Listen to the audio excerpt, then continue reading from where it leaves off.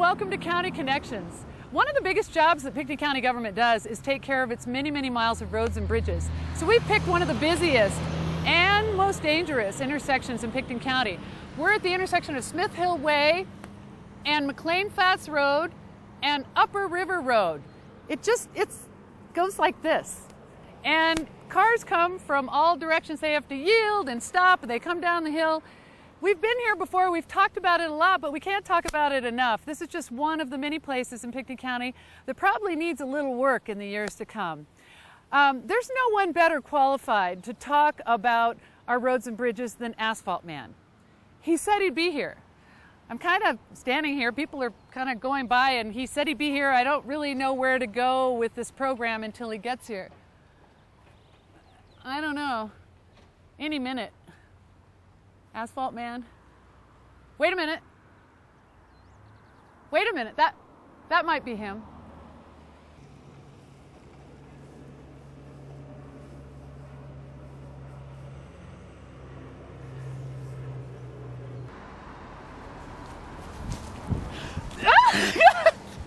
Asphalt Man. Pat Bingham. I am so glad.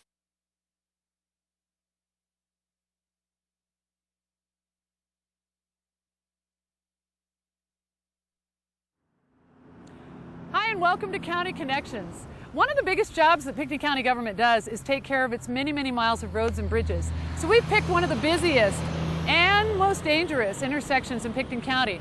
We're at the intersection of Smith Hill Way and McLean Flats Road and Upper River Road. It goes like this. And cars come from all directions. They have to yield and stop, and they come down the hill. We've been here before, we've talked about it a lot, but we can't talk about it enough. This is just one of the many places in Pitkin County that probably needs a little work in the years to come. There's no one better qualified to talk about our roads and bridges than Asphalt Man. He said he'd be here. I'm kind of standing here, people are kind of going by, and he said he'd be here. I don't really know where to go with this program until he gets here. I don't know, any minute. Asphalt Man. Wait a minute.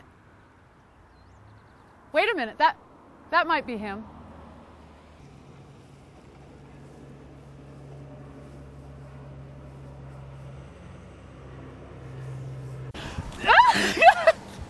Asphalt Man. Pat Bingham. I am so glad you're here. Good to see you. I could have never done this without you. Oh, I'm glad to be here. This is a problem spot. Oh, obviously. I've been flying over it for 10 minutes. Don't let go of my hand. Yeah, why? Why is this such a bad spot in Pitkin County?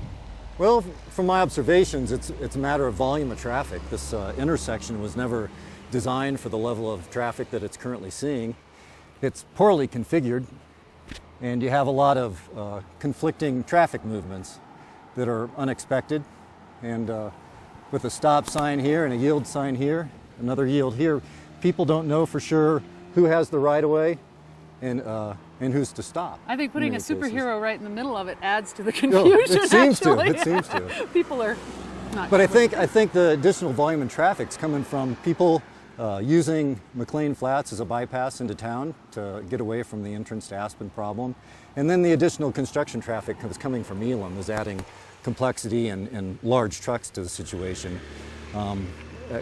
I'm surprised there hasn't been a serious accident in this intersection. We also have a lot of bicycle traffic, which we aren't seeing right now, but this is the main route if you're on a road bike.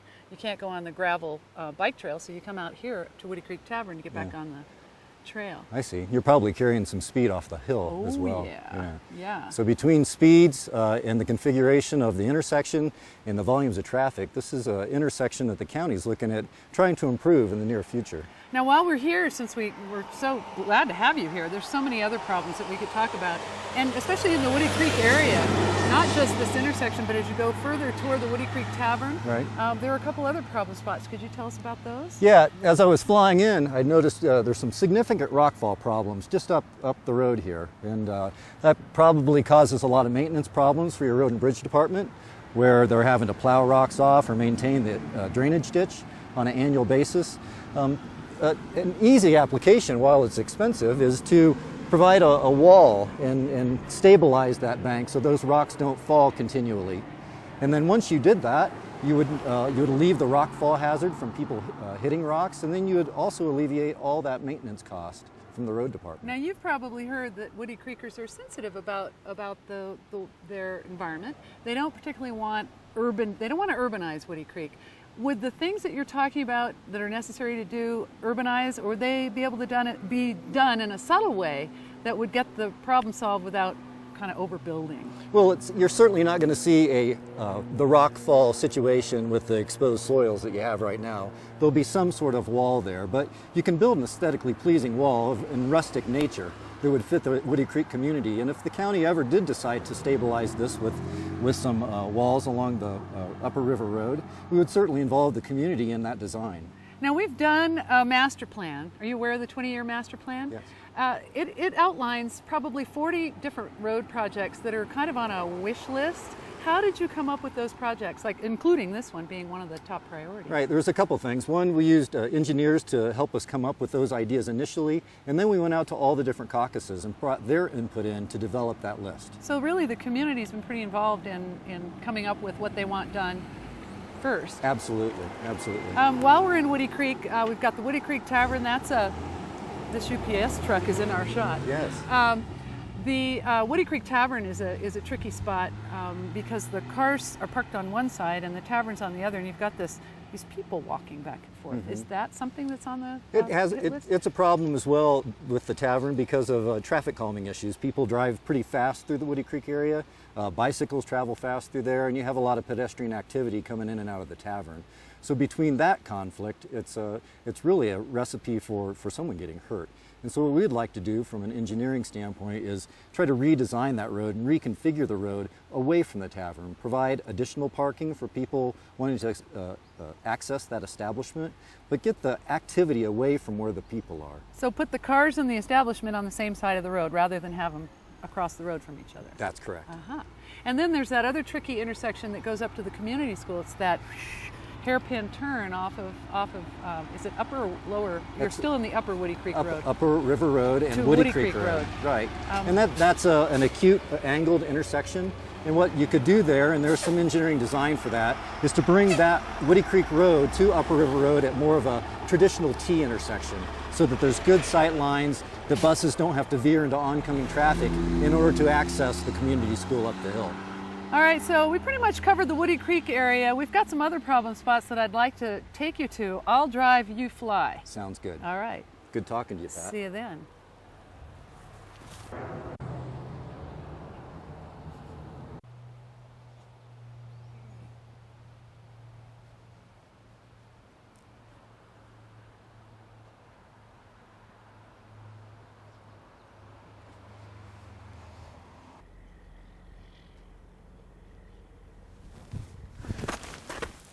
Oh my gosh, we can't go on meeting like this, Hey. Asphalt Man. Hey, Pat. Good to see you again. Good to see you again. Yeah. You know, as I was standing here, I was thinking about just how expensive it must be to try to maintain all the county roads. I mean, your favorite ingredient, I guess, is asphalt, but what's going on with the cost of asphalt these days?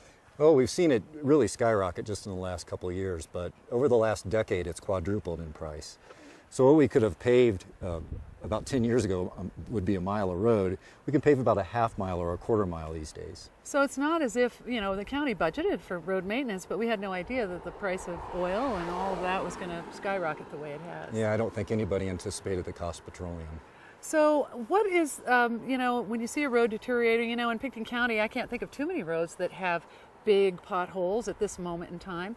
But what happens as they deteriorate? What's the best way to maintain them how do we get the best bang for the buck? Oh, for asphalt road maintenance, a lot of people don't know, asphalt's flexible. So we have to maintain a flexible pavement for it to stay together. Over time, it oxidizes and becomes brittle and cracks, which allows water to get in and freeze and thaw and ultimately create potholes. The best way to maintain asphalt is to correct the problem before it actually happens. You know, the old saying, an ounce of prevention is worth a pound of cure, stands true with asphalt. So what we'd like to do is put chip seal applications down to keep the asphalt rejuvenated and flexible. We'd like to seal cracks to keep the water out. That's the cheapest way to maintain asphalt. If you let it go too far, then you end up rebuilding the whole road from the ground up. And most of the expense is where the drainage and the substructure exist under the asphalt. Now, while we're talking about chip and seal, we have a pretty big bicycling community, not only tourists, but there are a lot of really serious bikers, recreationalists. Is chip and seal just a fact of life, or is there in our community, if we so choose and are willing to pay for it, could we not chip and seal? You wouldn't have to chip and seal. There are other maintenance alternatives rather than putting a rock chip on the road, whether it's slurry sealing, and the bicycling community seems to like that. It's a little bit smoother on the road, and it provides the same rejuvenation to the asphalt. But there are roads in the county, as I was flying around, that show a lot of deterioration. I was thinking of Thompson Creek over by Carbondale. There's large potholes in the road that are being filled as we speak. That road would need to be completely rebuilt, in my estimation, in order to get it back to any kind of quality. It's either that or return it back to a gravel surface. Now, speaking of gravel surfaces, we still have some rural dirt roads, gravel roads. Some people like them that way. It just makes us feel like we live out in the country. But what does it take to maintain a dirt surface? Well, it depends on the volumes of traffic, what kind of weather you have, and the topography of the road, how steep the road is in different sections. But to take the case of one of your roads, I believe, is Watson Divide, that has significant traffic volumes from what I've experienced up there. And I would say that based on my meetings with the Road and Bridge Department, they maintain that road 3 to 4 times a year, and I believe the product they use is magnesium chloride. When you start having that type of maintenance on a gravel road, it becomes less expensive to actually hard surface the road, put an asphalt surface on top in order to provide a better surface for traveling and to ultimately save money over time. Well, and I can understand why you'd be particularly fond of asphalt, being Asphalt Man. That road, Watson Divide, and also McLean Flats Road, where we are here, are used as alternatives when there's anything going wrong on Highway 82. You kind of get the word on the radio that there's a log jam at the roundabout, or there's an accident in the Snowmass Canyon. These roads are heavily used. I think Watson would be used even more if it were paved. Yes, I think it would, and that's what was seen when Owl Creek Road was paved to Snowmass Village. There was a slight increase in traffic, speeds went up a little bit, but maintenance basically was eliminated for a 7-year period, and people had an easier time getting in and out of Snowmass Village because they had an alternative route.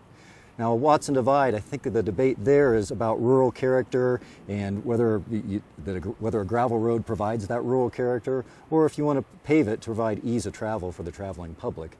I think the traffic volumes that it is currently seeing is not people bypassing Highway 82, it's people accessing Capitol, Snowmass, and the East Sopers Creek area. Is there anything else you want to talk about? We have a website that knowyourroads.com that talks about a lot of your exploits, with a lot of your arch evil nemesis rockfall and